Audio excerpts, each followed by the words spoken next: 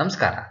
ಸಾಮಾನ್ಯ ಜ್ಞಾನ ಮತ್ತು ಸಂವಿಧಾನಕ್ಕೆ ಸಂಬಂಧಪಟ್ಟಿರುವಂತಹ ಟಾಪ್ 40 ಪ್ರಶ್ನೋತ್ತರ ಕಾರ್ಯಕ್ರಮಕ್ಕೆ ಸ್ವಾಗತ ಸುಸ್ವಾಗತ.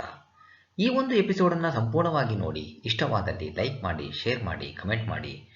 ಇಲ್ಲಿ ಕೊಟ್ಟಿರುವಂತಹ ಪ್ರಶ್ನೆಗಳು ಅತ್ಯಂತ ಸರಳ ವಿವರಣೆಗಳ ಜೊತೆಗೆ ನೀಡಲಾಗಿದೆ. ಇದು ಮುಂಬರುವಂತಹ ಯಾವುದೇ ರೀತಿಯ ಸ್ಪರ್ಧಾತ್ಮಕ ಪರೀಕ್ಷೆಗಳಿಗೆ ಅತ್ಯಂತ ಉಪಯುಕ್ತಕರವಾಗಿರುತ್ತೆ. All the best. ಇತ್ತೀಚೆಗೆ ಬಿಡುಗಡೆಯಾದ ನಾವೀನ್ಯತಾ ಸೂಚ್ಯಂಕದಂತೆ ಯಾವ ರಾಜ್ಯ ಮೊದಲ ಸ್ಥಾನದಲ್ಲಿ ಗುರುತಿಸಲ್ಪಟ್ಟಿದೆ? ಸರಿಯಾದ ಉತ್ತರ ಆಪ್ಷನ್ ಸಿ, ಕರ್ನಾಟಕ. ಇತ್ತೀಚೆಗೆ ನೀತಿ ಆಯೋಗ 2020ನೇ ಸಾಲಿನ ನಾವೀನ್ಯತಾ ಸೂಚ್ಯಂಕ ಬಿಡುಗಡೆ ಮಾಡಿತ್ತು. ಗ್ಲೋಬಲ್ ಇನ್ನೋವೇಷನ್ ಇಂಡೆಕ್ಸ್ ಮಾನದಂಡಗಳ ಆಧಾರದಲ್ಲಿಯೇ ಭಾರತದ ನಾವೀನ್ಯತಾ ಸೂಚ್ಯಂಕವನ್ನು ಸಿದ್ಧಪಡಿಸಲಾಗಿದೆ. ನೀತಿ ಆಯೋಗದ ಉಪಾಧ್ಯಕ್ಷ ರಾಜೀವ್ ಕುಮಾರ್ ಮತ್ತು ಸಿಇಒ ಅಮಿತಾಬ್ ಕಾಂತ್ ಇದನ್ನು ಜನವರಿಯಲ್ಲಿ ಬಿಡುಗಡೆ ಮಾಡಿದರು. ಕರ್ನಾಟಕ ಅತಿ ಹೆಚ್ಚು ಅಂದರೆ 42.5 ಸ್ಕೋರ್ನಲ್ಲಿ ಮೊದಲ ಸ್ಥಾನದಲ್ಲಿದೆ. So C is the right answer. ಈ ಕೆಳಗಿನ ಯಾವ ಸಂಸ್ಥೆಯು ಭಾರತದಲ್ಲಿ ಸಮಯ ಬಳಕೆ ಸಮೀಕ್ಷೆ 2019 ನಡೆಸಿತು? ಸರಿಯಾದ ಉತ್ತರ ಆಪ್ಷನ್ ಎ, ರಾಷ್ಟ್ರೀಯ ಸಂಖ್ಯಾಶಾಸ್ತ್ರೀಯ ಕಚೇರಿ, ನ್ಯಾಷನಲ್ ಸ್ಟ್ಯಾಟಿಸ್ಟಿಕಲ್ ಆಫೀಸ್. ಸಮಯ ಬಳಕೆಯ ಸಮೀಕ್ಷೆ ವಿಭಿನ್ನ ಚಟುವಟಿಕೆಗಳಲ್ಲಿ ಜನಸಂಖ್ಯೆಯಿಂದ ಸಮಯ ವ್ಯಯವನ್ನು ಅಳೆಯುವ ಚೌಕಟ್ಟನ್ನು ಒದಗಿಸುತ್ತದೆ. So A is the right answer. ಸಂರಕ್ಷಣಾ ಕ್ಷಮತಾ ಮಹೋತ್ಸವ ಸಾಕ್ಷಂ ಇದು ಯಾವುದರ ಕುರಿತಾದ ಜಾಗೃತಿ ಮೂಡಿಸುವ ಅಭಿಯಾನವಾಗಿದೆ? ಸರಿಯಾದ ಉತ್ತರ ಆಪ್ಷನ್ ಸಿ, ಹಸಿರು ಮತ್ತು ಶುದ್ಧ ಇಂಧನಗಳ ಬಳಕೆ. ಇತ್ತೀಚೆಗೆ ಪೆಟ್ರೋಲಿಯಂ ಮತ್ತು ನೈಸರ್ಗಿಕ ಇಂಧನ ಸಚಿವಾಲಯ ಹಸಿರು ಇಂಧನಗಳ ಬಳಕೆಯ ಕುರಿತು ಜಾಗೃತಿ ಮೂಡಿಸುವುದಕ್ಕಾಗಿ ಸಂರಕ್ಷಣಾ ಕ್ಷಮತಾ ಮಹೋತ್ಸವ ಸಾಕ್ಷಂಗೆ ಚಾಲನೆ ನೀಡಿತು. ಹಸಿರುಮನೆ ಪರಿಣಾಮಗಳಿಗೆ ಕಾರಣವಾಗಬಲ್ಲ ಪಳೆಯುಳಿಕೆ ಇಂಧನಗಳ ಬದಲಿಗೆ ಪರಿಸರ ಸ್ನೇಹಿ ಇಂಧನಗಳನ್ನು ಗ್ರಾಹಕರು ಬಳಕೆ ಮಾಡಬೇಕೆಂದು ತಿಳಿ ಹೇಳುವ ಉದ್ದೇಶ ಈ ಅಭಿಯಾನದ್ದಾಗಿತ್ತು. So C is the right answer. ಯಾವ ಅಂತಾರಾಷ್ಟ್ರೀಯ ವಿಮಾನ ನಿಲ್ದಾಣದ ಅಭಿವೃದ್ಧಿಗಾಗಿ ಜನವರಿಯಲ್ಲಿ ಅದಾನಿ ಏರ್ಪೋರ್ಟ್ಸ್ನೊಂದಿಗೆ ಏರ್ಪೋರ್ಟ್ಸ್ ಅಥಾರಿಟಿ ಆಫ್ ಇಂಡಿಯಾ ಒಪ್ಪಂದ ಮಾಡಿಕೊಂಡಿದೆ? ಸರಿಯಾದ ಉತ್ತರ ಆಪ್ಷನ್ ಬಿ, ತಿರುವನಂತಪುರಂ. ತಿರುವನಂತಪುರಂ ಅಂತಾರಾಷ್ಟ್ರೀಯ ವಿಮಾನ ನಿಲ್ದಾಣ ಒಡೆತನದ ಕುರಿತು ಪ್ರಕರಣ ಸುಪ್ರೀಂ ಕೋರ್ಟ್ ಮುಂದೆ ವಿಚಾರಣೆಗೊಳಪಡಬೇಕಿದೆ. ಕೇರಳ ಸರ್ಕಾರ ತಿರುವನಂತಪುರಂ ವಿಮಾನ ನಿಲ್ದಾಣವನ್ನು ಖಾಸಗಿ ಕಂಪನಿಗಳ ಉಸ್ತುವಾರಿಯಲ್ಲಿ ಅಭಿವೃದ್ಧಿಪಡಿಸಬಾರದೆಂದು ಆಕ್ಷೇಪ ವ್ಯಕ್ತಪಡಿಸಿದೆ. ಇವೆರಡು ಅಡೆತಡೆಗಳನ್ನು ಲೆಕ್ಕಿಸದೆ ಇತ್ತೀಚೆಗೆ ಏರ್ಪೋರ್ಟ್ ಅಥಾರಿಟಿ ಆಫ್ ಇಂಡಿಯಾ ಈ ಅಂತಾರಾಷ್ಟ್ರೀಯ ವಿಮಾನ ನಿಲ್ದಾಣವನ್ನು ಸರ್ಕಾರಿ ಖಾಸಗಿ ಪಾಲುದಾರಿಕೆಯಲ್ಲಿ ಆಧುನೀಕರಣಗೊಳಿಸಲು ಅದಾನಿ ಏರ್ಪೋರ್ಟ್ನೊಂದಿಗೆ ಒಪ್ಪಂದಕ್ಕೆ ಸಹಿ ಹಾಕಿತು. So B is the right answer. Bharat ಸರ್ಕಾರ ಸ್ಟಾರ್ಟ್ಅಪ್ ಇಂಡಿಯಾ ಇನಿಷಿಯೇಟಿವ್ ಅನ್ನು ಆರಂಭಿಸಿದ್ದು ಯಾವಾಗ? ಸರಿಯಾದ ಉತ್ತರ ಆಪ್ಷನ್ ಬಿ, 2016 ಜನವರಿ 16ರಂದು. ದೇಶದಲ್ಲಿ ಹೆಚ್ಚಿನ ಉದ್ಯೋಗಗಳನ್ನು ಸೃಷ್ಟಿಸುವಂತಾಗಲು ಮತ್ತು ಉದ್ಯಮ ಕ್ಷೇತ್ರಕ್ಕೆ ಬಲ ನೀಡುವ ಉದ್ದೇಶದಿಂದ ಭಾರತ ಸರ್ಕಾರ 2016 ಜನವರಿ 16ರಂದು ಸ್ಟಾರ್ಟ್ಅಪ್ ಇಂಡಿಯಾ ಇನಿಷಿಯೇಟಿವ್ ಆರಂಭಿಸಿತ್ತು. ನವೋದ್ಯಮಗಳಿಗೆ ಆರ್ಥಿಕ ಸಹಾಯ ಮತ್ತು ತಂತ್ರಜ್ಞಾನದ ನೆರವು ಈ ಕಾರ್ಯಕ್ರಮದಲ್ಲಿವೆ. So B is the right answer. Karnataka ರಾಜ್ಯ ವಿಧಾನಮಂಡಲದಲ್ಲಿ ವರ್ಷದಲ್ಲಿ ಕನಿಷ್ಠ ಎಷ್ಟು ದಿನಗಳ ಕಲಾಪ ನಡೆಯಬೇಕೆಂಬ ನಿಯಮವಿದೆ? ಸರಿಯಾದ ಉತ್ತರ ಆಪ್ಷನ್ ಡಿ, 60. ರಾಜ್ಯ ವಿಧಾನಮಂಡಲದಲ್ಲಿ ವರ್ಷದಲ್ಲಿ 60 ದಿನಗಳ ಕಲಾಪ ನಡೆಯಬೇಕೆಂಬ ನಿಯಮವಿದೆ, ಆದರೆ ಇದನ್ನು ಪರಿಪಾಲಿಸಿಕೊಂಡು ಬರುತ್ತಿಲ್ಲ. So D is the right answer. ಇತ್ತೀಚೆಗೆ ಸುದ್ದಿಯಲ್ಲಿದ್ದ ಟೆಸ್ಲಾ ಇನ್ಕಾರ್ಪೊರೇಷನ್ ಯಾವ ದೇಶದ ಇಲೆಕ್ಟ್ರಿಕ್ ವಾಹನ ತಯಾರಿಕಾ ಕಂಪನಿ? ಸರಿಯಾದ ಉತ್ತರ option D, America. Tesla incorporation ಅಮೆರಿಕದ ಇಲೆಕ್ಟ್ರಿಕ್ ವಾಹನ ತಯಾರಿಕೆ ಮತ್ತು ಶುದ್ಧ ಇಂಧನ ಉತ್ಪಾದನೆಯಲ್ಲಿ ತೊಡಗಿಸಿಕೊಂಡಿದೆ. ಸೋಲಾರ್ ಪ್ಯಾನಲ್ಗಳನ್ನು ಸಿದ್ಧಪಡಿಸುತ್ತಿದೆ. ಇತ್ತೀಚೆಗೆ ಇದು ಬೆಂಗಳೂರಿನಲ್ಲಿ ತನ್ನ ಘಟಕವನ್ನು ಆರಂಭಿಸಿತು. So D is the right answer. ಈ ಕೆಳಗಿನ ಯಾವ ಶೈಕ್ಷಣಿಕ ಕ್ಷೇತ್ರದಲ್ಲಿ ನವರೀತಿ ಪ್ರಮಾಣಪತ್ರ ಕೋರ್ಸ್ ಅನ್ನು ಇತ್ತೀಚೆಗೆ ಪ್ರಾರಂಭಿಸಲಾಗಿದೆ? ಸರಿಯಾದ ಉತ್ತರ ಆಪ್ಷನ್ ಎ, ನವೀನ ನಿರ್ಮಾಣ ತಂತ್ರಜ್ಞಾನಗಳು. ಸೊ ನವೀನ ನಿರ್ಮಾಣ ತಂತ್ರಜ್ಞಾನಗಳ ಶೈಕ್ಷಣಿಕ ಕ್ಷೇತ್ರದಲ್ಲಿ ನವರೀತಿ ಪ್ರಮಾಣಪತ್ರ ಕೋರ್ಸ್ ಅನ್ನು ಇತ್ತೀಚೆಗೆ ಪ್ರಾರಂಭಿಸಲಾಗಿದೆ. So A is the right answer. ಮಹಿಳಾ ವಿವಾಹಕ್ಕಾಗಿ ಯಾವ ವಯೋಮಿತಿ ಸೂಕ್ತ ಎಂಬುದನ್ನು ಅಧ್ಯಯನ ನಡೆಸಿ ವರದಿ ಸಲ್ಲಿಸಲು ಯಾರ ನೇತೃತ್ವದಲ್ಲಿ ಕೇಂದ್ರ ಸರ್ಕಾರ ಸಮಿತಿ ರಚಿಸಿತ್ತು? ಸರಿಯಾದ ಉತ್ತರ ಆಪ್ಷನ್ ಬಿ, ಜಯಾ ಜೇಟ್ಲಿ. ಬದಲಾಗುತ್ತಿರುವ ಸಮಾಜದಲ್ಲಿ ಮಹಿಳೆಯ ವಿವಾಹಕ್ಕೆ ಯಾವ ವಯೋಮಿತಿ ಸೂಕ್ತ ಎಂಬುದರ ಕುರಿತು ಅಧ್ಯಯನ ನಡೆಸಿ ವರದಿ ಸಲ್ಲಿಸುವಂತೆ ಕೇಂದ್ರ ಸರ್ಕಾರ ಜಯಾ ಜೇಟ್ಲಿ ನೇತೃತ್ವದಲ್ಲಿ ಕಾರ್ಯಪಡೆಯನ್ನು ರಚಿಸಿತ್ತು. So B is the right answer.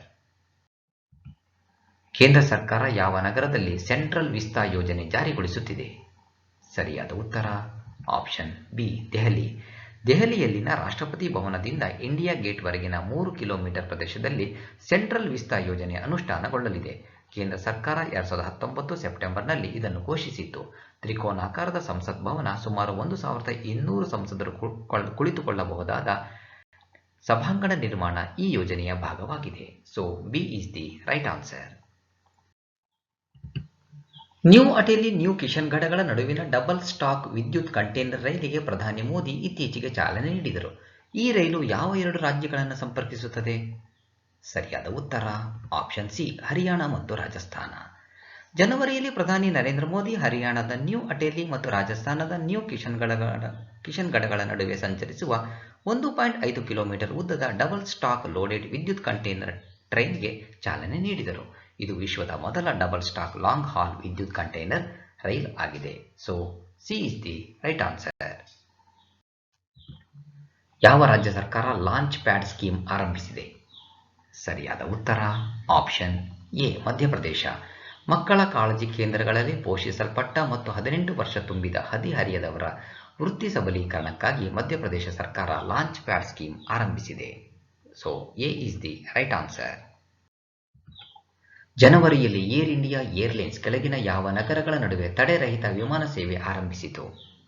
ಸರಿಯಾದ ಉತ್ತರ option B Chicago Hyderabad. Air India ಜನವರಿಯಲ್ಲಿ ಚಿಕಾಗೋ ಟು ಹೈದರಾಬಾದ್ಗಳ ನಡುವೆ ತಡೆರಹಿತ ಪ್ರಯಾಣಿಕರ ವಿಮಾನ ಸೇವೆ ಆರಂಭಿಸಿತು. ಮೊದಲ ವಿಮಾನ ಚಿಕಾಗೋದಿಂದ ಹೈದರಾಬಾದ್ನ ರಾಜೀವ್ ಗಾಂಧಿ ಅಂತಾರಾಷ್ಟ್ರೀಯ ವಿಮಾನ ನಿಲ್ದಾಣಕ್ಕೆ ಬಂದಿಳಿಯಿತು.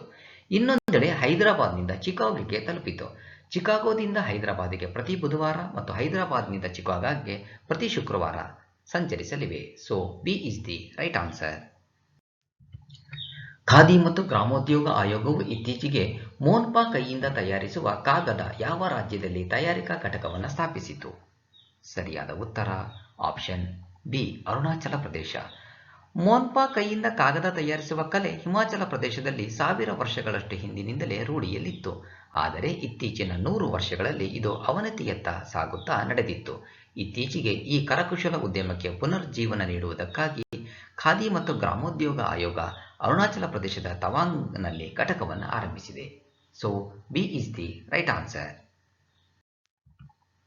ಭಾರತ ಸರ್ಕಾರ ಇತ್ತೀಚೆಗೆ ದೇಶದ 4 ರಾಜ್ಯಗಳಲ್ಲಿ ಗ್ರೀನ್ ನ್ಯಾಷನಲ್ ಹೈವೇ ಕಾರಿಡಾರ್ಗಳ ನಿರ್ಮಾಣಕ್ಕಾಗಿ ಯಾವ ಬ್ಯಾಂಕ್ನೊಂದಿಗೆ $500 ದಶಲಕ್ಷ ಮೊತ್ತದ ಒಪ್ಪಂದಕ್ಕೆ ಸಹಿ ಹಾಕಿತು? ಸರಿಯಾದ ಉತ್ತರ ಆಪ್ಷನ್ ಬಿ ವಿಶ್ವ ಬ್ಯಾಂಕ್.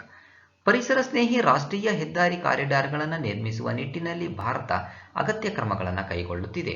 ಜನವರಿಯಲ್ಲಿ ಭಾರತ ಸರ್ಕಾರ ವಿಶ್ವ ಬ್ಯಾಂಕ್ನ ನೆರವಿನಿಂದ ರಾಜಸ್ಥಾನ, ಹಿಮಾಚಲ ಪ್ರದೇಶ, ಉತ್ತರ ಪ್ರದೇಶ ಮತ್ತು ಆಂಧ್ರಪ್ರದೇಶ ಈ 4 ರಾಜ್ಯಗಳಲ್ಲಿ ಆರಂಭಿಕ ಹಂತದಲ್ಲಿ ಹಸಿರು ರಾಷ್ಟ್ರೀಯ ಹೆದ್ದಾರಿ ಕಾರಿಡಾರ್ಗಳ ನಿರ್ಮಾಣ ಯೋಜನೆಗೆ ಸಹಿ ಹಾಕಿತು.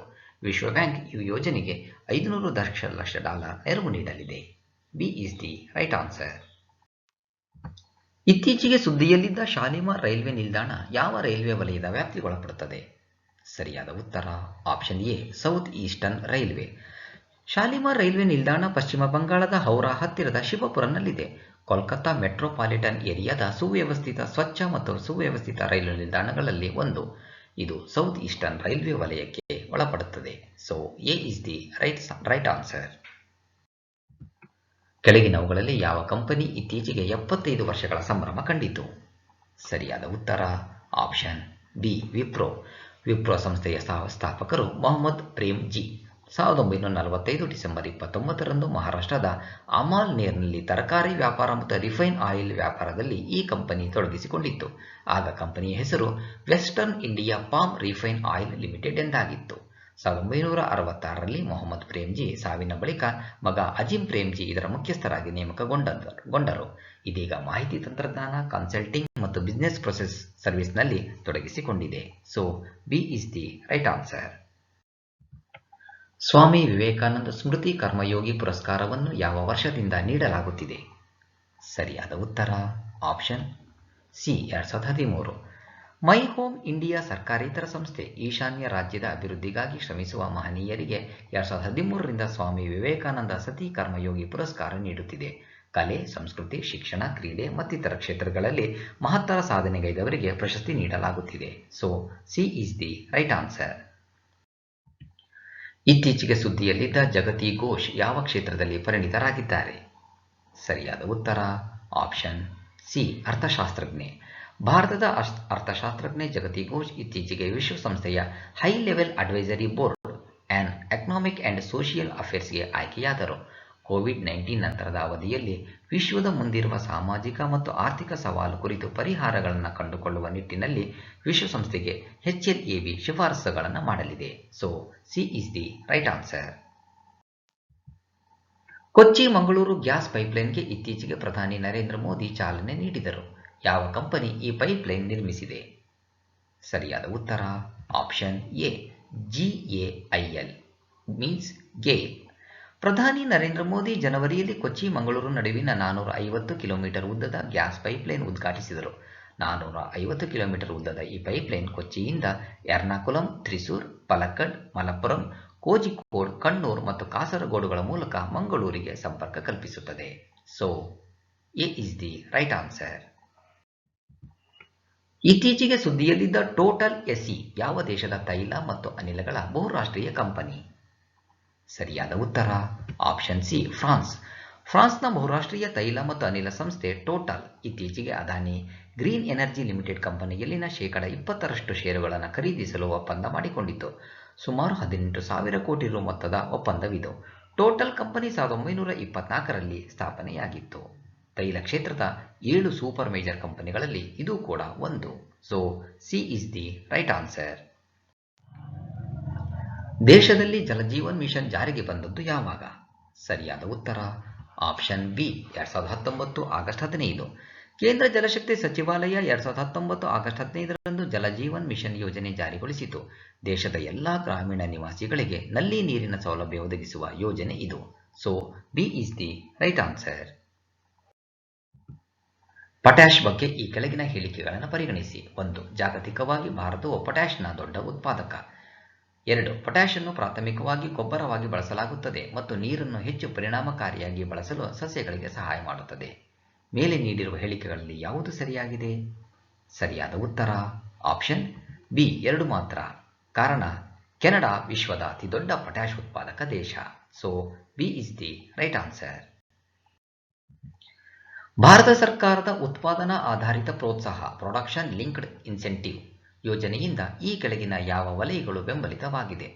1. ವಾಹನಗಳು ಮತ್ತು ಆಟೋ ಘಟಕಗಳು. 2. ಔಷಧಿಗಳು. 3. ತಾಂತ್ರಿಕ ಜವಳಿ. ಕೆಳಗೆ ನೀಡಿರುವ ಕೋಡ್ ಬಳಸಿ ಸರಿಯಾದ ಉತ್ತರವನ್ನು ಆಯ್ಕೆ ಮಾಡಿ. ಸರಿಯಾದ ಉತ್ತರ ಆಪ್ಷನ್ ಡಿ ಮೇಲಿನ ಎಲ್ಲ. So D is the right answer. Natural capital accounting ಮತ್ತು ಪರಿಸರ ವ್ಯವಸ್ಥೆಯ ಸೇವೆಗಳ ಮೌಲ್ಯಮಾಪನ natural capital accounting and valuation of the ecosystem services ಅನುಷ್ಠಾನಕ್ಕೆ ಈ ಕೆಳಗಿನ ಯಾವ ಸಂಸ್ಥೆಗಳು ಕಾರಣವಾಗಿವೆ? 1. ವಿಶ್ವಸಂಸ್ಥೆಯ ಅಂಕಿಅಂಶ ವಿಭಾಗ ಯುನೈಟೆಡ್ ನೇಷನ್ಸ್ ಸ್ಟ್ಯಾಟಿಸ್ಟಿಕ್ಸ್ ಡಿವಿಷನ್. 2. ವಿಶ್ವಸಂಸ್ಥೆಯ ಪರಿಸರ ಕಾರ್ಯಕ್ರಮ ಯುನೈಟೆಡ್ ನೇಷನ್ಸ್ ಎನ್ವಿರಾನ್ಮೆಂಟ್ ಪ್ರೋಗ್ರಾಂ. 3. ಜೈವಿಕ ವೈವಿಧ್ಯತೆಯ ಸಮಾವೇಶ ಕನ್ವೆನ್ಷನ್ ಆಫ್ ಬಯೋಲಾಜಿಕಲ್ ಡೈವರ್ಸಿಟಿ. ಕೆಳಗೆ ನೀಡಿರುವ ಕೋಡ್ ಅನ್ನು ಬಳಸಿ ಸರಿಯಾದ ಉತ್ತರವನ್ನು ಆಯ್ಕೆ ಮಾಡಿ. ಸರಿಯಾದ ಉತ್ತರ ಆಪ್ಷನ್ ಡಿ 1, 2 ಮತ್ತು 3. ನ್ಯಾಚುರಲ್ ಕ್ಯಾಪಿಟಲ್ ಅಕೌಂಟಿಂಗ್ ಮತ್ತು ಪರಿಸರ ವ್ಯವಸ್ಥೆಯ ಸೇವೆಗಳ ಮೌಲ್ಯಮಾಪನ ಅನುಷ್ಠಾನಕ್ಕೆ ಈ ಎಲ್ಲ ಸಂಸ್ಥೆಗಳು ಕೂಡ ಕಾರಣವಾಗಿವೆ. D is the right answer. National human rights commission ಕುರಿತಂತೆ ಯಾವ ಹೇಳಿಕೆ ಸರಿಯಾಗಿಲ್ಲ? ಸರಿಯಾದ ಉತ್ತರ ಆಪ್ಷನ್ ಸಿ ಚೇರ್ಮನ್ 5 ವರ್ಷ ಇಲ್ಲವೇ 65 ವರ್ಷ ವಯೋಮಾನ ಇವುಗಳಲ್ಲಿ ಯಾವುದು ಮುಂಚಿನದೋ ಆ ಅವಧಿಯವರೆಗೆ ಅಧ್ಯಕ್ಷರಾಗಿರುತ್ತಾರೆ ಎಂಬ ಹೇಳಿಕೆ ಸರಿಯಾಗಿಲ್ಲ. ಉಳಿದ 3 ಹೇಳಿಕೆಗಳು ಕೂಡ ಸರಿ. So C is the right answer. ಇತ್ತೀಚೆಗೆ ಸುದ್ದಿಯಲ್ಲಿದ್ದ ಹಿಮಾ ಕೊಹ್ಲಿ ಯಾವ ಕ್ಷೇತ್ರದಲ್ಲಿ ಪರಿಣಿತರಾಗಿದ್ದಾರೆ? ಸರಿಯಾದ ಉತ್ತರ ಆಪ್ಷನ್ ಸಿ ನ್ಯಾಯಾಂಗ. ತೆಲಂಗಾಣ ಹೈಕೋರ್ಟ್ನ ಮೊದಲ ಮಹಿಳಾ ಮುಖ್ಯ ನ್ಯಾಯಮೂರ್ತಿಯಾಗಿ ಹಿಮಾ ಕೊಹ್ಲಿ ಜನವರಿಯಲ್ಲಿ ಪ್ರಮಾಣ ವಚನ ಸ್ವೀಕರಿಸಿದರು. ಇದಕ್ಕಿಂತ ಮೊದಲು ಅವರು ಹೈಕೋರ್ಟ್ನ ಹಿರಿಯ ನ್ಯಾಯಮೂರ್ತಿಯಾಗಿ ಸೇವೆ ಸಲ್ಲಿಸಿದ್ದರು. So C is the right answer. ಯಾವ ರಾಜ್ಯ ಸರ್ಕಾರ ಬೋಡೋ ಭಾಷೆಯನ್ನು ರಾಜ್ಯದ ಸಹ ಅಧಿಕೃತ ಭಾಷೆ ಅಸೋಸಿಯೇಟ್ ಅಫಿಷಿಯಲ್ ಲ್ಯಾಂಗ್ವೇಜ್ ಅನ್ನಾಗಿ ಮಾಡುವ ಮಸೂದೆಗೆ ಒಪ್ಪಿಗೆ ಸೂಚಿಸಿದೆ? ಸರಿಯಾದ ಉತ್ತರ ಆಪ್ಷನ್ ಸಿ ಅಸ್ಸಾಂ. ಬೋಡೋವನ್ನು ರಾಜ್ಯದ ಸಹ ಅಧಿಕೃತ ಭಾಷೆಯನ್ನಾಗಿ ಮಾಡುವ ಮಸೂದೆಗೆ ಅಸ್ಸಾಂ ಕ್ಯಾಬಿನೆಟ್ ಇತ್ತೀಚೆಗೆ ಅನುಮೋದನೆ ನೀಡಿತು. ಭಾರತ ಸರ್ಕಾರ, ಅಸ್ಸಾಂ ಸರ್ಕಾರ, 4 ಬೋಡೋ ಬಂಡಾಯ ಗುಂಪುಗಳು ಮತ್ತು 2 ಬೋಡೋ ಸಂಸ್ಥೆಗಳ ನಡುವೆ ಸಹಿ ಹಾಕಿದ ಬೋಡೋ ಶಾಂತಿ ಒಪ್ಪಂದಕ್ಕೆ ಅನುಗುಣವಾಗಿ ಇದನ್ನು ರೂಪಿಸಲಾಗಿದೆ. So C is the right answer. ಗಣರಾಜ್ಯೋತ್ಸವದ ಪಥಸಂಚಲನದಲ್ಲಿನ ಸ್ತಬ್ಧ ಚಿತ್ರಗಳ ಆಯ್ಕೆ ಪ್ರಕ್ರಿಯೆಯನ್ನು ನಡೆಸುವ ಹೊಣೆಗಾರಿಕೆಯನ್ನು ಕೇಂದ್ರದ ಯಾವ ಸಚಿವಾಲಯ ನಿರ್ವಹಿಸುತ್ತದೆ? ಸರಿಯಾದ ಉತ್ತರ ಆಪ್ಷನ್ ಡಿ ರಕ್ಷಣೆ. ರಕ್ಷಣಾ ಸಚಿವಾಲಯವು ಗಣರಾಜ್ಯೋತ್ಸವದ ಪಥಸಂಚಲನದಲ್ಲಿನ ಸ್ತಬ್ಧ ಚಿತ್ರಗಳ ಆಯ್ಕೆ ಪ್ರಕ್ರಿಯೆಯ ಜವಾಬ್ದಾರಿಯನ್ನು ನೋಡಿಕೊಳ್ಳುತ್ತದೆ. ಇದಕ್ಕಾಗಿ ಕಲಾ ವಿಭಾಗದಲ್ಲಿನ ತಜ್ಞರ ಸಮಿತಿ ರಚಿಸುತ್ತದೆ. ಐತಿಹಾಸಿಕ ಘಟನೆಗಳು, ದೇಶದ ಸಂಸ್ಕೃತಿ, ಪರಂಪರೆ, ಅಭಿವೃದ್ಧಿ ಕಾರ್ಯಕ್ರಮಗಳು, ಪರಿಸರ ಮುಂತಾದವನ್ನು ಬಿಂಬಿಸುವ ಸ್ತಬ್ಧ ಚಿತ್ರಗಳನ್ನು ಮಾತ್ರ ಪ್ರದರ್ಶಿಸಬೇಕೆಂಬ ನಿಯಮವಿದೆ. ಸ್ತಬ್ಧ ಚಿತ್ರಗಳಲ್ಲಿ ಲೋಗೋಗಳನ್ನು ಬಳಸುವಂತಿಲ್ಲ. So D is the right answer. ಇತ್ತೀಚೆಗೆ ಸುದ್ದಿಯಲ್ಲಿದ್ದ ಮಸೂದ್ ಅಜರ್ ಯಾವ ಭಯೋತ್ಪಾದನಾ ಸಂಘಟನೆಯ ಮುಖ್ಯಸ್ಥನಾಗಿದ್ದಾನೆ? ಸರಿಯಾದ ಉತ್ತರ ಆಪ್ಷನ್ ಡಿ ಜೈಷ್ ಎ ಮೊಹಮ್ಮದ್. ಜೈಷ್ ಎ ಮೊಹಮ್ಮದ್ ಸಂಘಟನೆಯ ಮುಖ್ಯಸ್ಥ ಮಸೂದ್ ಅಜರ್ನನ್ನು ವಿಶ್ವಸಂಸ್ಥೆ 2019 ಮೇ ತಿಂಗಳಲ್ಲಿ ಜಾಗತಿಕ ಭಯೋತ್ಪಾದಕನೆಂದು ಘೋಷಿಸಿತ್ತು. ಭಯೋತ್ಪಾದನಾ ಚಟುವಟಿಕೆಗಳಿಗೆ ಹಣಕಾಸಿನ ನೆರವು ನೀಡಿರುವುದು ಮತ್ತು ಜಿಹಾದಿ ಸಾಹಿತ್ಯ ಪ್ರಚಾರ ಮಾಡಿರುವ ಗಂಭೀರ ಆರೋಪಗಳು ಈತನ ಮೇಲಿವೆ. So D is the right answer. ಕೆಳಗಿನವುಗಳಲ್ಲಿ ಸಂವಿಧಾನದ ಎಷ್ಟನೆಯ ಆರ್ಟಿಕಲ್ ಹಿಂದಿಯನ್ನು ಭಾರತ ಒಕ್ಕೂಟದ ಆಡಳಿತ ಭಾಷೆ ಎಂದು ಉಲ್ಲೇಖಿಸಿದೆ?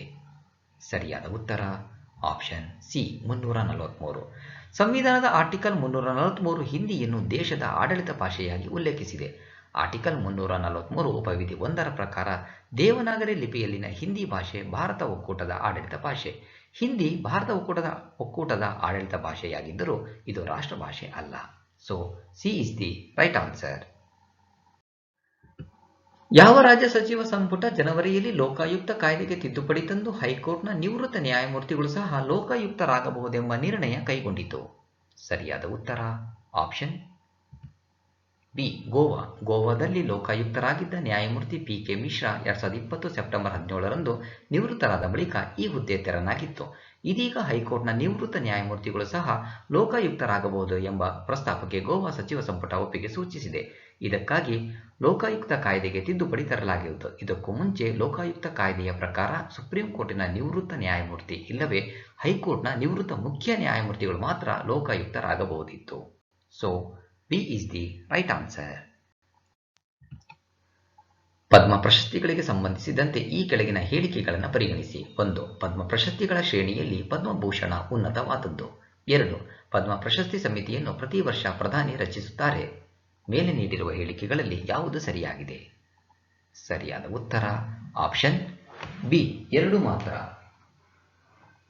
72ನೇ ಗಣರಾಜ್ಯೋತ್ಸವದ ಸಂದರ್ಭದಲ್ಲಿ 2021ರ ಪದ್ಮ ಪ್ರಶಸ್ತಿಗಳನ್ನು ಘೋಷಿಸಲಾಯಿತು. ಪದ್ಮ ಪ್ರಶಸ್ತಿಗಳ ಶ್ರೇಣಿಯಲ್ಲಿ ಪದ್ಮವಿಭೂಷಣ ಅತ್ಯುನ್ನತ ಸ್ಥಾನದಲ್ಲಿದ್ದು ನಂತರ ಪದ್ಮಭೂಷಣ ಮತ್ತು ಪದ್ಮಶ್ರೀ. ಆದ್ದರಿಂದ ಹೇಳಿಕೆ 1 ತಪ್ಪಾಗಿದೆ. So B is the right answer. ಇಲ್ಲಿಗೆ 40 ಪ್ರಶ್ನೆಗಳ ಒಂದು ಎಪಿಸೋಡ್ ಮುಕ್ತಾಯವಾಗಿದೆ.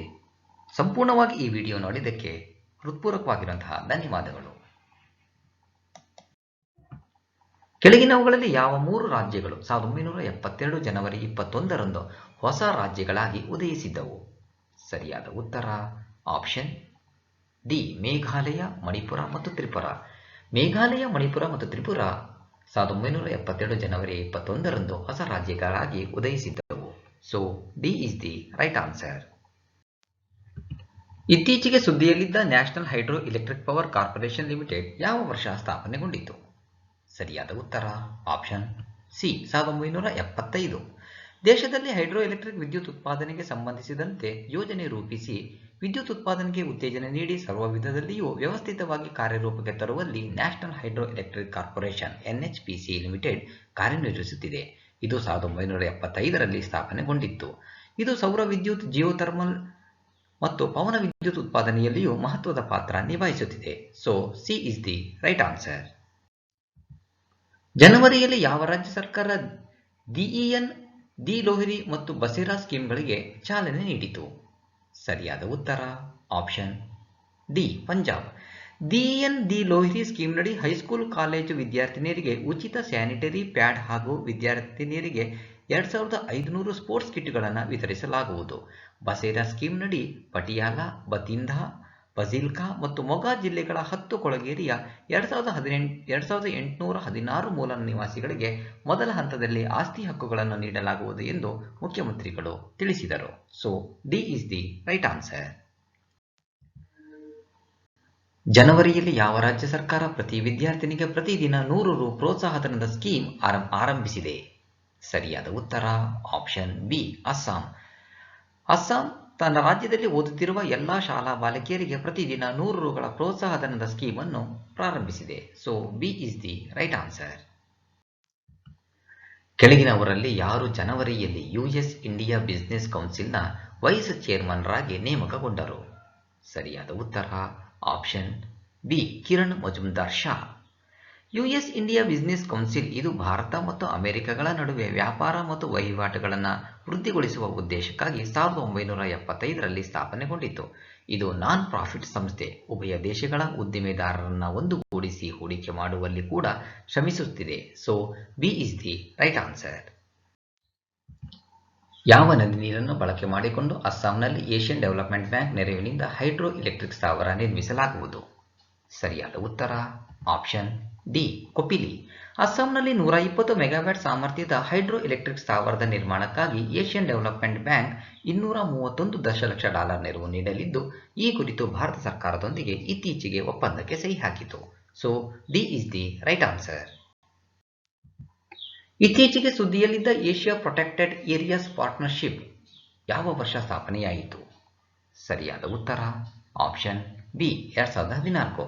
ಇತ್ತೀಚೆಗೆ Bharat international union for conservation of nature ಭಾಗವಾಗಿರುವ ಏಷ್ಯಾ ಪ್ರೊಟೆಕ್ಟೆಡ್ ಏರಿಯಾಸ್ ಪಾರ್ಟ್ನರ್ಶಿಪ್ನ ಸಹ ಅಧ್ಯಕ್ಷ ಹುದ್ದೆಗೆ 3 ವರ್ಷಗಳ ಅವಧಿಗೆ ಅಂದರೆ ನವೆಂಬರ್ 2023ರವರೆಗೆ ಆಯ್ಕೆಯಾಯಿತು. ದಕ್ಷಿಣ ಕೊರಿಯಾದ ಬದಲಿಗೆ ಭಾರತ ಆಯ್ಕೆಯಾಗಿದೆ. 2014ರಲ್ಲಿ ಇದು ಆಸ್ಟ್ರೇಲಿಯಾದಲ್ಲಿ ಪ್ರಾರಂಭವಾಗಿತ್ತು. So B is the right answer. ಸ್ನೇಹಿತರೆ, ವಿಡಿಯೋವನ್ನು ನೋಡಿದಂಥ ಎಲ್ಲರಿಗೂ ಧನ್ಯವಾದಗಳು. ನಾಳಿನ ಪ್ರಚಲಿತ ಘಟನೆಯ ವಿದ್ಯಮಾನದೊಂದಿಗೆ ಮತ್ತೆ ನಿಮ್ಮನ್ನು ಭೇಟಿಯಾಗ್ತೀವಿ. ಅಲ್ಲಿವರೆಗೂ ಎಲ್ಲರಿಗೂ ಧನ್ಯವಾದಗಳು. ನಮಸ್ಕಾರ.